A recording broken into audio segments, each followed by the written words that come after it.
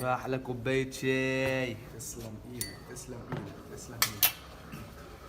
كوباية شاي. 50 شاي، مصطلح اجتماعي ضارب بجذوره في الأرض منذ القدم وصولا إلى المشهد الراهن. 50 يعني أحلى كوباية شاي تستمتع بيها وسط أصحابك على قهوة في حي شعبي.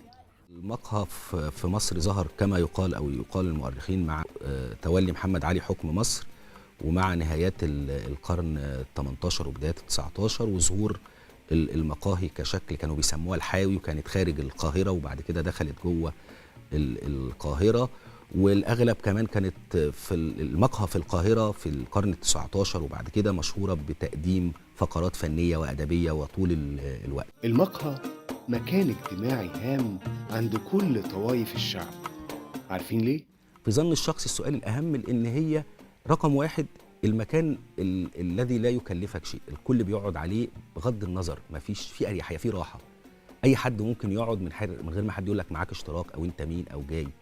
النقطة الثانية إنه كانت المتنفس الوحيد للشعب المصري وللرجالة تحديدا بعد ما يجي شغله، خصوصا في أقاليم مصر، يعني ما فيش فسح، ما فيش خروجات، ما فيش نوادي، وبالتالي هو المكان المتنفس الوحيد. المقهى هو المكان التي تذوب فيه الفروق الاجتماعية، يعني بتلاقي محامي جنب دكتور، جنب صيدلي، جنب مدرس، جنب صنايعي، جنب حد مش متعلم. وكتير جدا بتلاقي شلل قاعدة بتلعب طاولة أو ضمنة، تلاقي محامي كبير قاعد بيلعب مع صنايعي أو حد مش متعلم طاولة، وسعداء جدا بكل أريحية، لأنه هو دي فكرة، ده متنفسهم الطبيعي، فكرة اللعب والترفيه عنهم، فكرة الهزار بكل أريحية، الهزار بين الرجالة بشكل حر بينهم.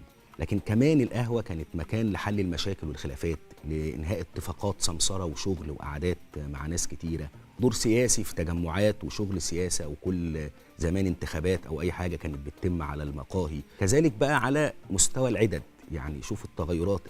أول قعدة للناس في المقاهي الشعبية كانت على حصيرة عادية على الأرض، بعد كده الدكك، بعد كده الكراسي القش والخيزران، بعد كده الكراسي الشمعدان، لحد ما وصلنا حاليا لحد الكراسي البلاستيك. ما كانش فيه بوتاجاز طبعا، فكانوا بيشتغلوا بوابور الجاز، بياخدوا الجاز يحطوه او في الكلوب اللي هو بيشتغل بيه.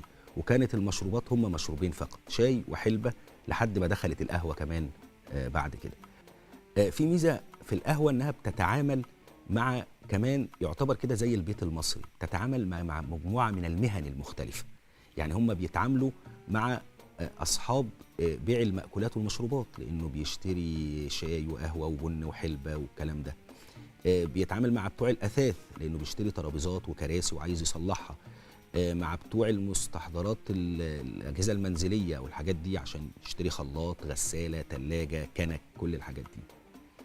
فهو مكان قهوة صغيرة لكنها بتتعامل وبتتشعب في علاقات كتيرة مع مهن متداخلة معاها في المجتمع المصري. البداية كانت بسيطة جدا، يعني كل الشاي كان زمان بيعملوا الشاي مغلي، ما كانش فيه الشاي الكشري أو الفتلة. والشاي المغلي دي كوباية كنكة بيتحط فيها معلقتين شاي ويتغلي ويتقدم. ده في 6 كوبايات اللي بدأت دلوقتي ترجع الموضة دي، في كتير من المقاهي يقدموها. ده اللي كان بيستخدم من 70 و80 سنة، كانش لسه في شاي فتلة ولا شاي كشري. هو الشاي المغلي والحلبة والقهوة.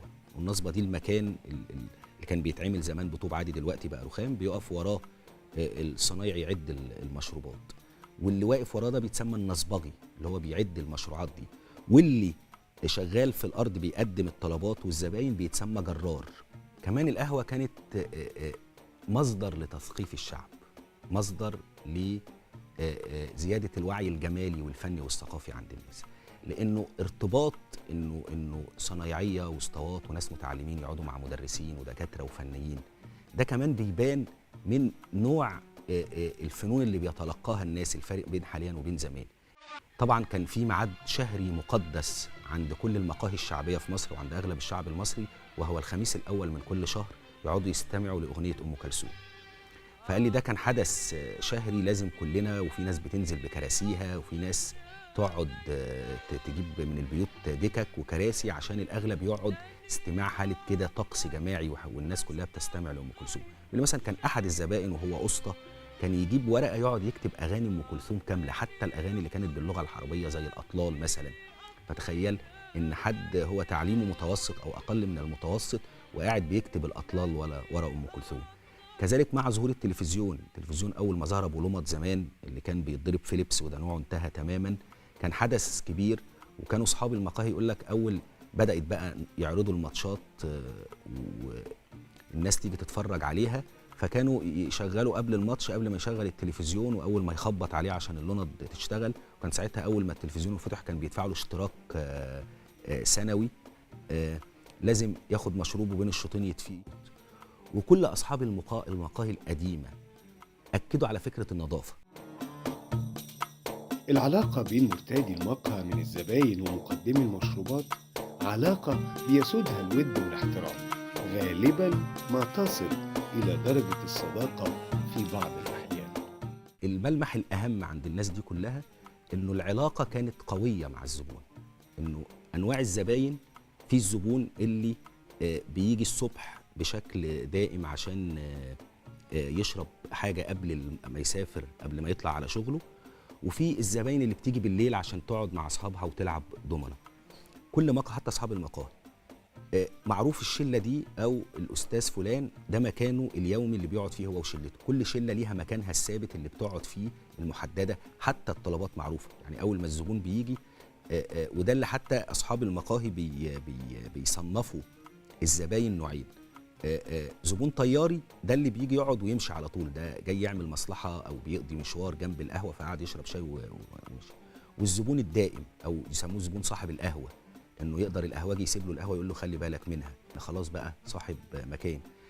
في ظل السياق والجو العام ده بيبقى سهل، الناس بتشوف بعض كل يوم فبيشربوا شاي مع بعض، بيهزروا بيتكلموا، فبتنتج علاقات وصداقات كتيره بين ناس من طبقات اجتماعيه مختلفه ومستويات تعليميه واقتصاديه مختلفه. واظن ده المكان الوحيد في مصر اللي قدر يعمل ده، المقهى. من خلالها نشأت وتوطدت صداقات كتيره بين طبقات اجتماعيه مختلفه. هات واحد شاي سكر بره، هات واحد قهوه بسكر، هات 2 شاي سكر بره مع بعض. ان الامر بيتحول لاسره، يعني انت بتقعد على قهوه 15 سنه، خصوصا كان زمان ولحد دلوقتي. كان زمان الاغلب بيقعد على القهوه اللي جنب بيته، هم اصحاب صنايعيه اصدقاء، وبالتالي العلاقه بتبقى انت قاعد على القهوه عندي بقالك 15 سنه 10 سنين، فالعلاقه بتبقى وصلت خلاص احنا اهل وواحد والكلام ده. فالحساب بيختلف.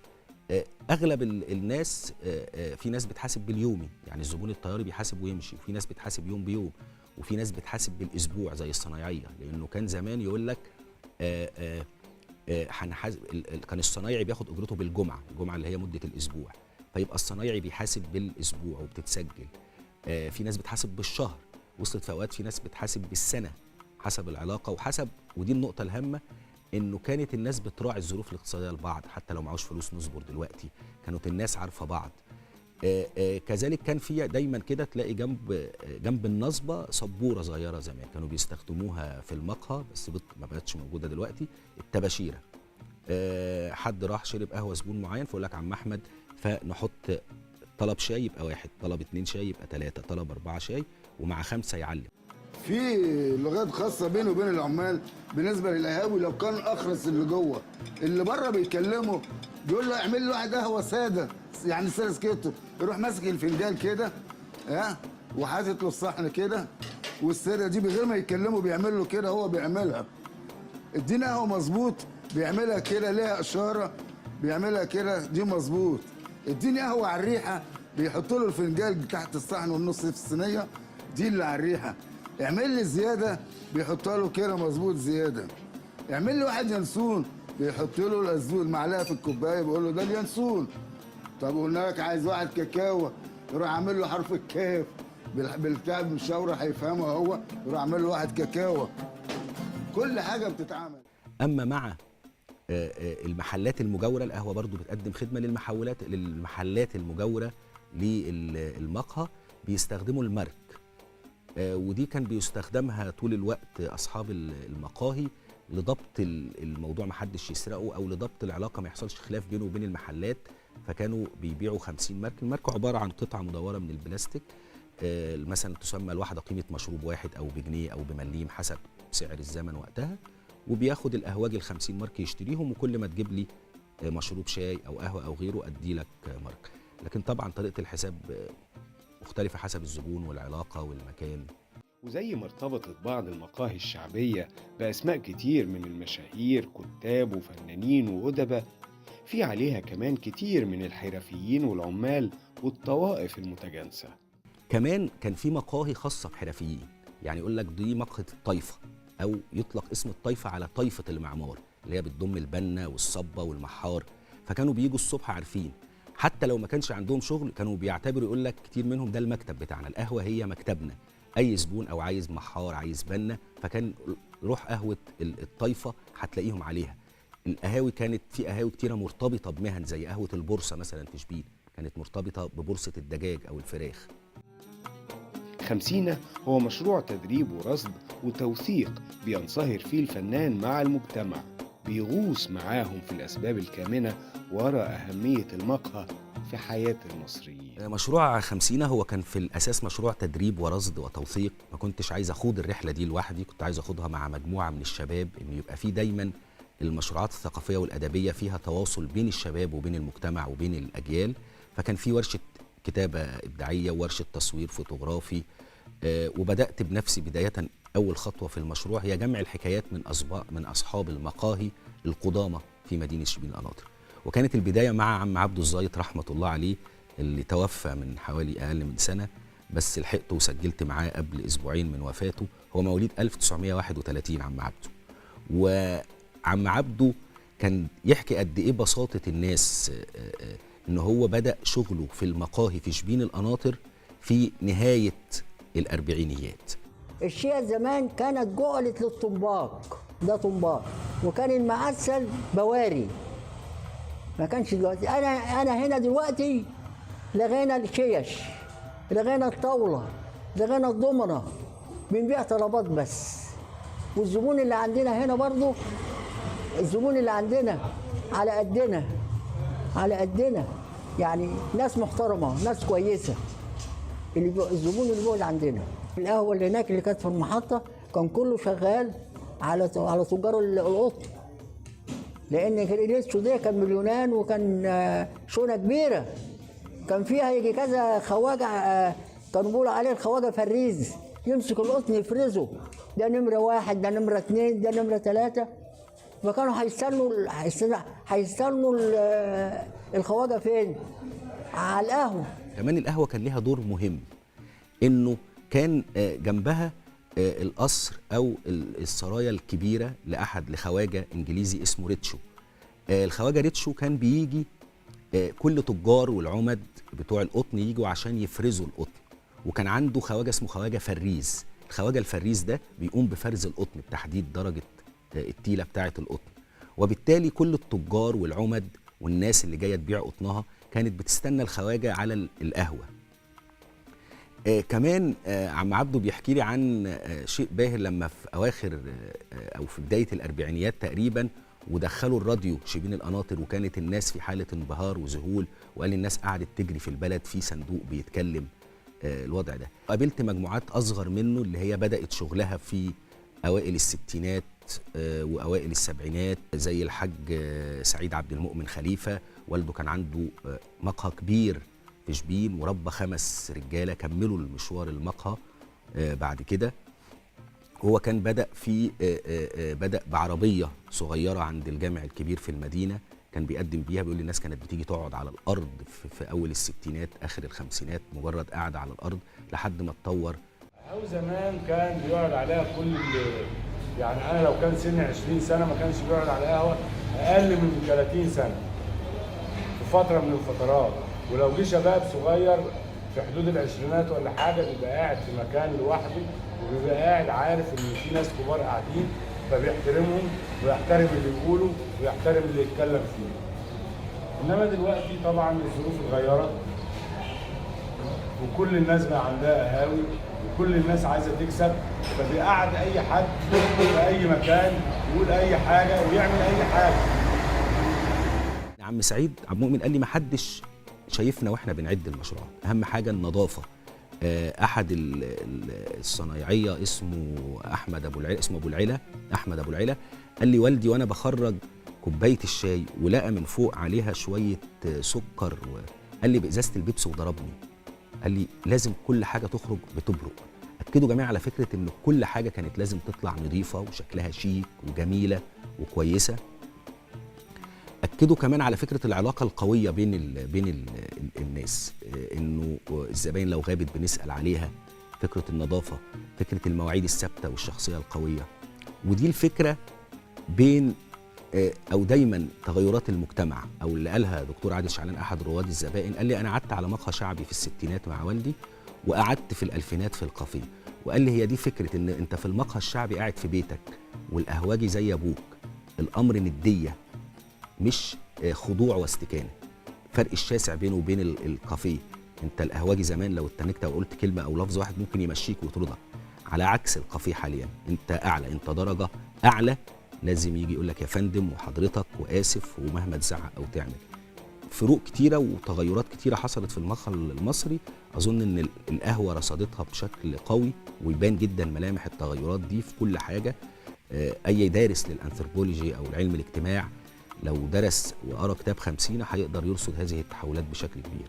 قابلت ناس زي الحاج عباده بر، والحاج عباده جده الاكبر عبد العظيم كان ايام الملك حكايته بدات ان هم كانوا شغالين من بسوس، وكان جده الاكبر ابو جده عبد العظيم عنده 5 ابناء، وكان بيخاف شده ان ايام الملك كانوا بيجندوا ال5 ابناء كلهم مره واحده، فخاف من ان التجنيد والملك ياخد ال5 ولاده، فبعت كل واحد كانوا بيشتغلوا في البطيخ البسوسي. فعم عباده قال لي جدي الكبير ابويا بعته على شبين، كان بيجي يبيع بطيخ بسوسي في شبين، فالراجل جه شاف المكان اللي الناس بتبيع فيه البطيخ، عمل فرشه او نصبه شاي زي ما بيقولوا، وتطور الامر لحد ما بقى عنده واحده من اقدم واشهر المقاهي في شبين القناطر. في الحاج عبد المنعم ابو خضره اللي بقاله 50 سنه في المهنه وشغال. انتجنا في نهايه المشروع الاول كتاب اسمه 50 حكاوي قهاوي شبين القناطر، قمت بجمع وتحرير الكتاب، وكان تقديمه ومراجعه الاستاذ مسعود شومان. الكتاب بيقدم مقدمه انثروبولوجيه واطلاله اجتماعيه عن المقاهي الاستاذ مسعود شومان الشاعر الكبير. بعد كده بيضم 10 قصص او 10 حكايات ل10 مقاهي من اقدم المقاهي في شبين القناطر، اللي بتوثق لحكايات تاسيس المقاهي دي، العدد والادوات وتطورها، العلاقات مع الزباين، تغير الزبائن على طول اليوم، طريقه الحساب نفسها مع الزباين. وفي النهايه في فصل صغير عن اثناء فتره الحظر، اثناء جائحه كورونا، لما تم غلق جميع المقاهي وكان ليها اثرها السلبي اللي كلنا لاحظناه، تحديدا خاصه على الرجال المصريين، وازاي قدروا اصحاب المقاهي يتغلبوا او يحاولوا يشتغلوا او اثرت بالسلب عليهم. بعد الاطلاله دي في جزء مع حوالي 8 من رواد وزباين المقاهي من شرائح اجتماعيه مختلفه، فيهم الموظف والطبيب البشري والموظف والصنايعي، اللي بيحكوا عن تاريخ وعلاقه الزباين واهم المقاهي في بانوراما كده كامله لازيد من 50 قهوه عبر التاريخ. بعد كده كان بيضم الكتاب في الاخر مجموعه من الكتابات الابداعيه للشباب، اعداد درامي او اخذوها عن حكايات القهاوي دي، ازاي نقدر نحول الحدوته الشفهيه اللي خدناها من الناس دي الى عمل ادبي قدمه الشباب في مجموعه من القصص القصيره والسيناريوهات. بالتوازي يعني بصراحه شديده اصحاب المقاهي امدونا بمجموعه من الصور القديمه للمقاهي، لان التوثيق البصري مهم جدا مع التوثيق الشفهي والكتابي، فحصلنا على مجموعه كبيره من الصور القديمه. اضف الى ذلك ان الشباب والبنات نزلوا صوروا المقاهي حاليا، وانتجنا البوم صور بيضم وبيوثق لصور مقاهي قديمه من ستينيات القرن الماضي لحد دلوقتي، وبيوثق بشكل كامل لكل المقاهي واشكال العدد والادوات والصنايعيه وشكل النصبه وكل حاجه. كان من حظوظ مدينه شبين القناطر قربها من القاهره، فكان في دايما حد بيتسمى ابونيه. وظيفه الابونيه دي لحد الستينات هو الشخص اللي بينزل القاهره يقضي للناس طلباتها، يشتري كل حاجات السوبر ماركت والبقاله وكل حاجه، ويجي يوزع على الناس كل حاجه. قبل ما تبدا مع نهايه الخمسينات وبدايه الستينات يظهر محلات البقاله الكبيره، لكن كان في الخمسينات مثلا في معمل كازوزه، لان كانت بتسمى ازازه الحاجه الساقعه كازوزه، بيبيعها بمليم او ب2 مليم. واحده واحده التطور من كراسي لحد ما وصلنا لمكن القهوه الحديث، يعني القهاوي البلدي دلوقتي لحد الخلاط، وتطور الامر من اول شاي وقهوه وبعد كده حلبه لحد ما وصلنا للفريشات والعصاير الليمون والسحلب بالفواكه وكل الكلام ده وكل المعدات الحديثه.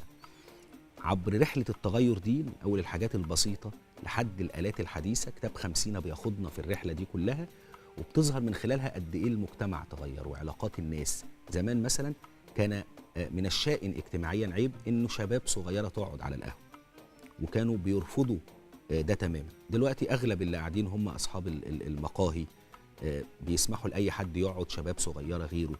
كان من العيب انه يتم تقديم شيشه لحد اصغر من 15 او 18 سنه، وكان ممنوع. دلوقتي عادي، الامور بقت عاديه جدا. اهم شيء كمان، يعني كان حد مشهور جدا يقول لي ان اصحاب المقاهي زمان كانوا اصحاب شخصيه. يعني استاذ حمدي شعلان احد رواد الزباين قال لي مش زي دلوقتي القهوه، يعني كان صاحب شخصيه. القهوجي ما يوديهوش ويجيبه، اطلب طلبك مره واحده هيجي لك مظبوط. ورغم أن المقاهي في مصر قديما شاهدة على العصر، إلا أن في بعض الآراء بتشوف إنها حاليا فقدت الدور ده. حاليا القهوه للاسف الشديد نادرا لما تلاقي في الطقس ده في حاله الاستماع لام كلثوم، او الاغلب بقت في حاله ازعاج شديده في كتير من المقاهي، الا بعض المقاهي اللي ما زالت محتفظه بجمالها، مش جايبه. يعني حتى الان في مقاهي في شبين ما عندوش تلفزيون، هو راديو وبس، محتفظ بمجموعه المشروبات القديمه الكلاسيكيه اللي بيقدمها، ومحتفظ بنفس الطقس والطريقه القديمه. احلى كوبايه شاي. تسلم ايدك، تسلم ايدك، تسلم ايدك. كوباية شاي